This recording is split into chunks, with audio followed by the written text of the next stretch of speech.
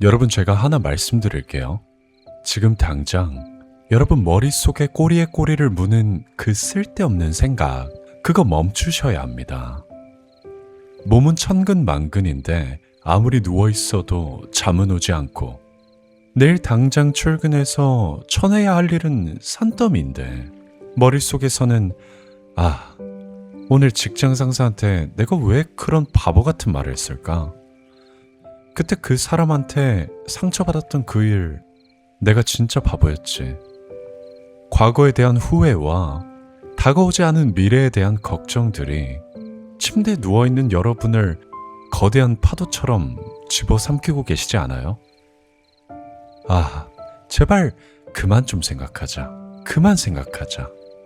아무리 다짐하고 머리를 쥐어뜯어 봐도 멈추는 방법을 모르셨을 거예요.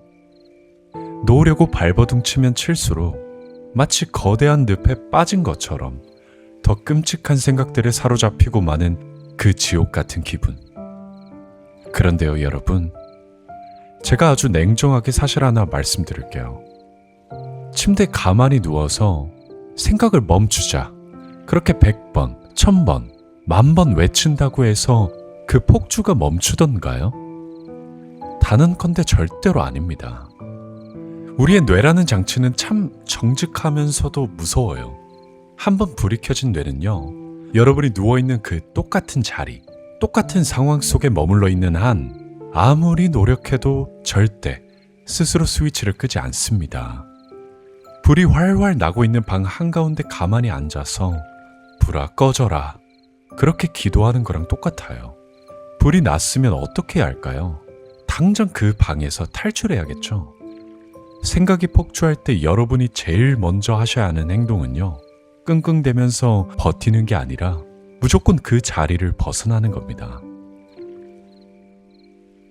안녕하세요, 도래기 책방입니다. 여러분은 반드시 다시 일어섭니다. 오늘 저는 여러분을 매일 밤 옥죄고 괴롭히던 그런 감정의 찌꺼기들, 불안, 초조함, 타인의 눈치, 그리고 내 안의 결핍, 그런 것들에 대해서 좀 더 깊은 이야기를 나눠보려고 합니다.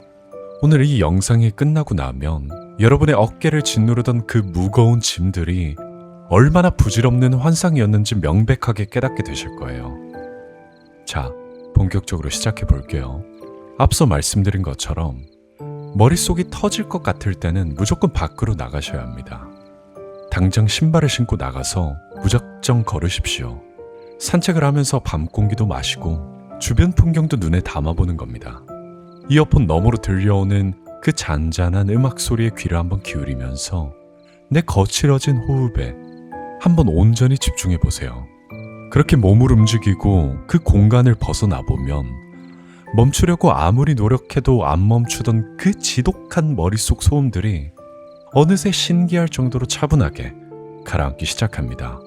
뇌의 주파수가 완전히 다른 곳으로 맞춰지는 거예요.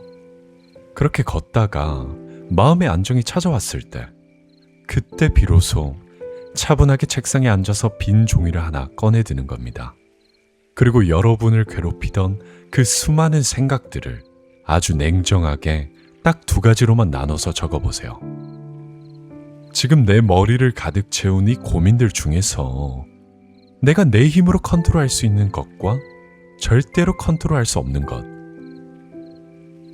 여러분, 가만히 한번 생각해 보십시오. 우리가 매일 밤 고통받고 괴로워하는 이유의 10중 8구는요, 사실 내가 어떻게 할 수 없는 영역의 일들을 혼자 쥐어 뜯으면서 오래 고민하고 있기 때문입니다. 이제는 확실히 선을 그으셔야 해요. 내 힘으로 당장 할 수 있는 일이라면 내일 아침에 일어나서 행동으로 해내면 됩니다. 반대로 내가 도저히 컨트롤할 수 없는 타인의 마음이나 과거의 후회라면 과감하게 흐르는 시간에 쿨하게 맡겨버리면 그만입니다. 너무 많이 생각하지 마세요. 지나친 생각은 결국에 현실에 존재하지도 않는 괴로움을 여러분 스스로 만들어내는 끔찍한 공장일 뿐입니다. 그렇게 밤길을 걷고 마음을 정리하다 보면 내 삶에 참 이상한 모순을 하나 발견하게 됩니다. 혹시 길을 걷다가 문득 뒤에서 누가 칼 들고 쫓아오는 것도 아닌데 숨을 헐떡이면서 엄청나게 빨리 걷고 있는 내 모습을 발견한 적 없으십니까? 얼마 전 제가 친한 친구를 만났거든요. 날씨가 무척 좋은 평일 점심이었는데 밥을 먹고 소화도 시킬 겸 산책을 하려고 했어요.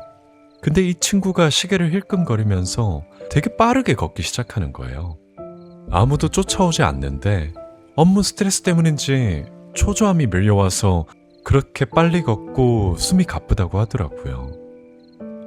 도대체 우리는 왜 그렇게 초조한 걸까요? 단언컨대 우리가 인생에서 가장 극심한 초조함을 느끼는 순간은 바로 타인과 나를 비교할 때입니다. 사람마다 모두 다 다른 환경에서 자신만의 고유한 속도로 살아가는 게 우주의 당연한 이치거든요. 그런데 내 고유한 삶의 주파수를 자꾸 남의 잣대에 맞추는 순간 내 인생은 순식간에 불만족스러운 그런 지옥으로 변해버립니다. 게다가 더 무서운 건 뭔지 아세요? 내 삶을 타인과 비교할 때 우리는 절대로 나보다 느린 사람을 보면서 위안을 삼지 않습니다.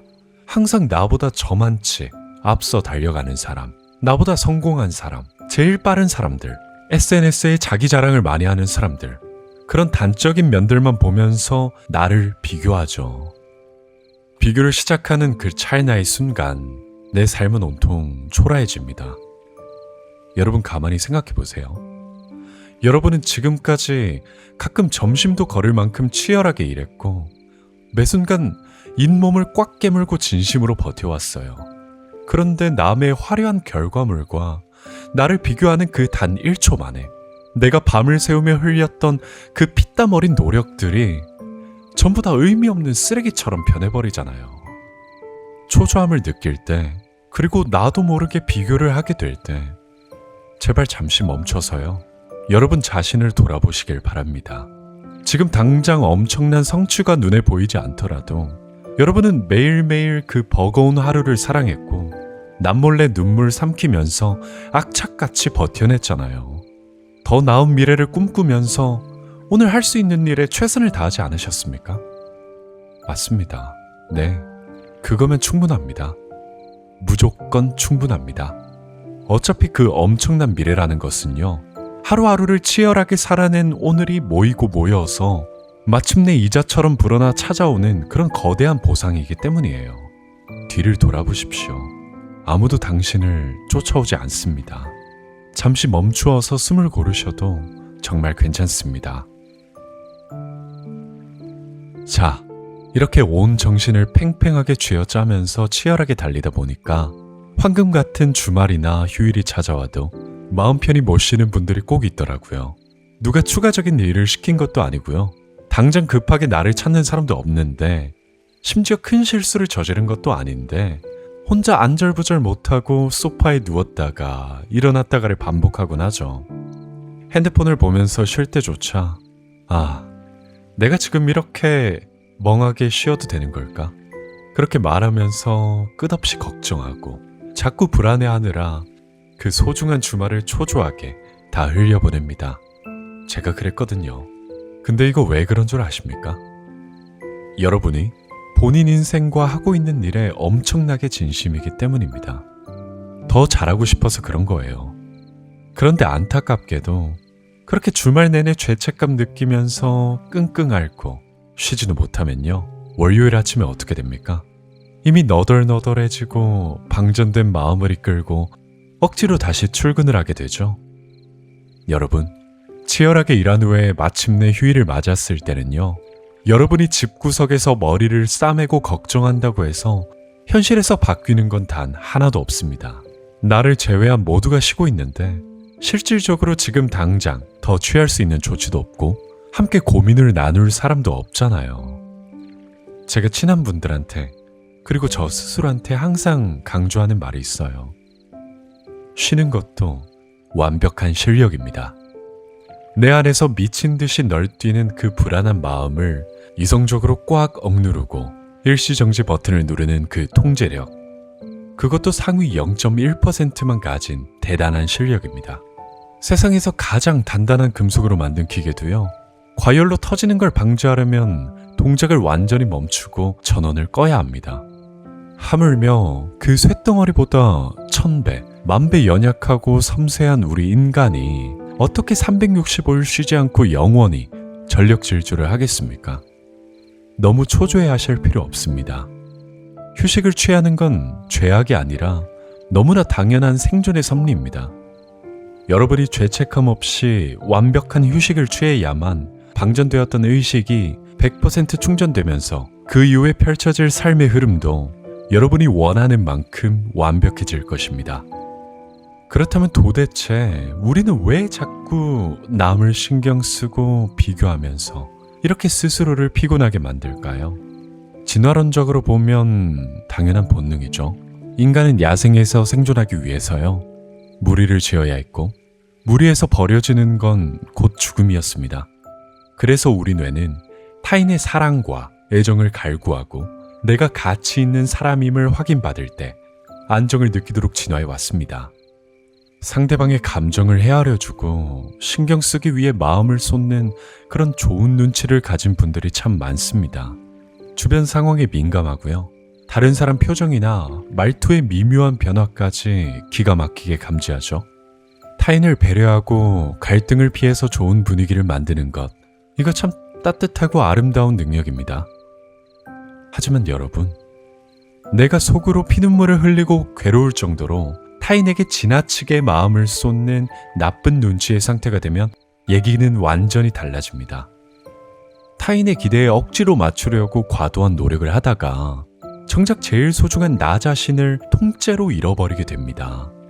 내가 진짜로 뭘 원하는지, 내가 어떤 사람인지, 지금 나는 행복한지, 내 삶의 절대적인 기준들이 다 증발해버리는 겁니다. 사랑이나 인간관계, 물론 우리 삶에 절대적으로 필요하죠.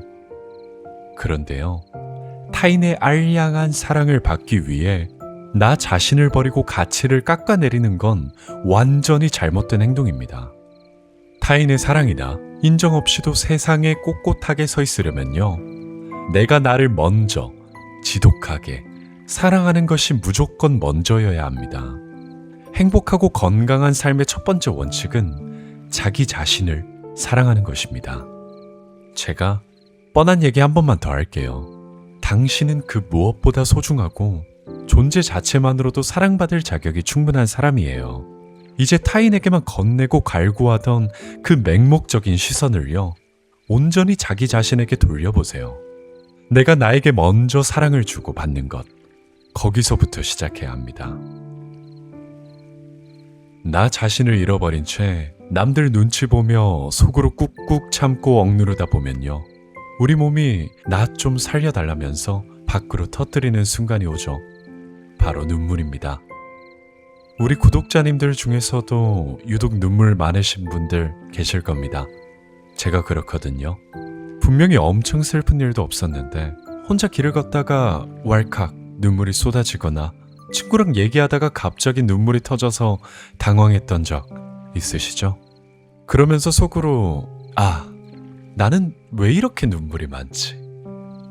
멘탈이 나약하고 이상한 건가? 이렇게 말하면서 스스로를 혐오하고 자책하셨을지도 모르겠습니다. 하지만 제 말을 믿으세요. 정말 괜찮습니다. 충분히 그럴 수 있는 일입니다. 눈물은 결코 여러분이 찌질하거나 나약하다는 표출이 아니에요. 눈물은 여러분의 망가진 감정을 어찌 보면 완벽하게 씻어내는 과학적으로 설계된 정화 시스템이에요. 더 이상 눈물이 나지 않을 만큼 펑펑 소리내어 울고 났을 때 묘하게 가슴 뻥 뚫리고 속이 시원했던 적 다들 한 번쯤은 있으시죠? 눈물은 우리 몸의 스트레스를 해소하고 균형을 유지하는 데 엄청나게 중요한 역할을 합니다. 실제로 감정적인 눈물을 쏟고 나면요, 마음을 안정시키는 엔돌핀이 마구 생긴다는 과학적 연구 결과가 되게 많죠. 이 좋은 자연 치유제를 도대체 왜 바보처럼 억지로 참으려고 하십니까? 감정적으로 민감한 분들, 그리고 공감 능력이 뛰어난 분들은요, 남의 감정을 내 것처럼 쉽게 이해하고 고통을 함께 느끼니까 유독 눈물을 자주 흘리는 겁니다. 이건 나약한 거 절대 아닙니다.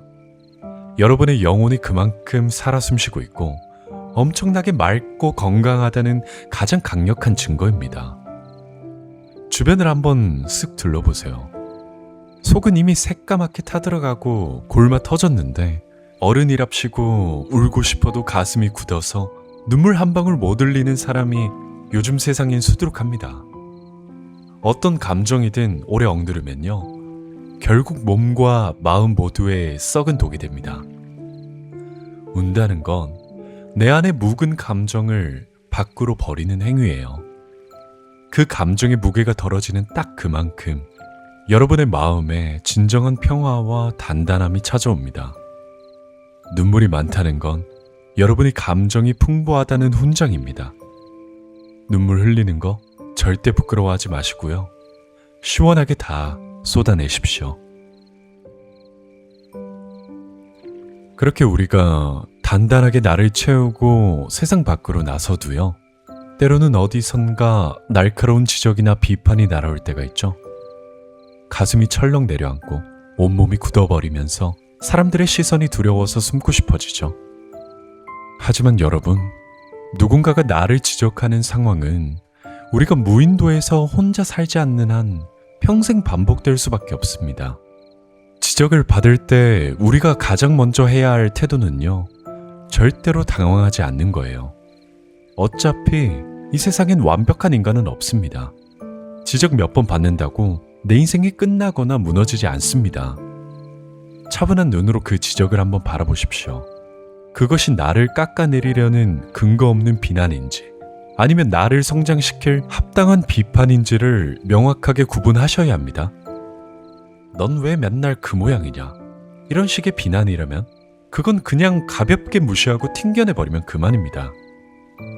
반면에요, 정말 날카롭고 합당한 비판이라면 그게 당장은 따갑고 우리 얼굴이 붉어지더라도 결국엔 나를 발전시키는 최고의 치료약이 됩니다. 너무 방어적으로 대하지 말고 겸허히 받아들이고 감사해 보십시오. 그러면요, 심지어 나를 세웠던 그 사람조차 여러분의 든든한 아군이 될 것입니다. 그리고 살다 보면 이렇게 사람한테 깊은 상처를 받거나 내 삶이 턱없이 부족하다는 지독한 결핍감에 시달릴 때도 있죠. 세상은 상처와 결핍을 보통 아주 부정적이고 인생의 오점이라고 생각하는 경우가 많죠. 하지만 여러분은 절대로 그렇게 생각하시면 안 됩니다. 상처와 결핍이야말로 여러분을 폭발적으로 성공하게 만드는 가장 위대한 무기예요. 한번 아파봤던 상처 때문에 새롭게 도전하는 게 두려우신가요? 그걸 나약하다고 탓할 필요 전혀 없습니다. 그건 여러분의 무의식이 여러분을 한 번 더 다치지 않게 보호해주려는 가장 훌륭하고 위대한 방어 기제입니다. 사업하다가 대차게 망해본 사람, 사람에게 뼈저린 상처를 입어본 사람은요, 다음번에 무언가를 할 때 몇 배로 신중해집니다. 어떤 행동이 성과를 가져오고 어떤 사람을 곁에 둬야 하는지 정확히 아는 안목을 갖게 되죠. 그 상처가 강력한 리스크 관리 능력이 돼서 여러분을 완벽하게 지켜주는 겁니다. 결핍도 마찬가지예요. 무언가를 풍족하게 가지고 있을 때보다 제한된 자원 속에서 무언가 절박하게 부족할 때, 그때 비로소 세상을 뒤흔들 위대한 창의력과 최고의 효율이 터져 나오는 법이에요. 기적의 섬유라는 나일론도요, 천연 재료를 구할 수 없다는 그 지독한 경제적 결핍이 있었기 때문에 수많은 연구원이 악착같이 매달려 발명해낸 결과물입니다. 결핍을 원망하거나 두려워하지 마십시오. 그건 한계가 아닙니다. 여러분을 미래의 가장 완벽하고 날카로운 모습으로 도약하게 만들 최고의 기회이자 무기입니다. 이 패러다임을 완벽하게 이해하셔야 돼요. 자, 이제 긴 여정을 지나왔습니다. 머릿속에 폭주하는 생각부터 눈물, 타인과의 비교를 멈추는 법, 완벽한 휴식의 가치, 그리고 우리 안의 상처와 결핍을 거대한 무기로 바꾸는 지혜까지, 우리는 오늘 참 많은 마음의 지도를 함께 그려보았습니다. 지금 당장 눈앞에 종이 한 장을 꺼내놓고 여러분을 괴롭히던 무거운 걱정들을 모두 적어보세요. 그리고 내가 어찌할 수 없는 남들의 시선이나 이미 지나간 후의 기억들에는 과감하게 붉은 선을 긋고 지워버리세요. 오직 내가, 오늘 당장 할 수 있는 작은 행동 하나에만 온 우주의 에너지를 집중하시는 겁니다. 여러분은 이미 지나온 날들 속에서 수많은 폭풍우를 온몸으로 맞으면서도 묵묵히 이 자리까지 걸어온 그 자체로 너무나 대단하고 숭고한 존재들이에요. 아무도 여러분의 뒤를 칼 들고 쫓아오지 않으니 초조해하지 마십시오. 주말에는 세상에서 가장 당당하게 스위치를 끄고 푹 쉬시고요. 남들 눈치 보며 소중한 에너지를 낭비할 시간에 차가워진 내 손을 한 번 더 따뜻하게 쥐어주면서 나 자신을 격렬하게 사랑해 주십시오. 그리고 울고 싶을 땐 아이처럼 펑펑 우셔도 좋습니다. 그렇게 하루하루 나의 상처와 결핍을 보석으로 바꾸면서 단단하게 내 안에 뿌리를 내려가다 보면요. 머지않은 어느 날 여러분이 과거에 상상조차 하지 못했던 엄청나게 찬란한 미래가 거짓말처럼 당신 눈앞의 현실이 되어서 완벽하게 펼쳐질 것입니다. 진짜로요. 여러분은 무조건 해낼 수 있습니다. 여러분은 무조건 다시 일어섭니다. 여러분은 반드시 다시 일어섭니다. 감사합니다. 지금까지 도래기 책방이었습니다.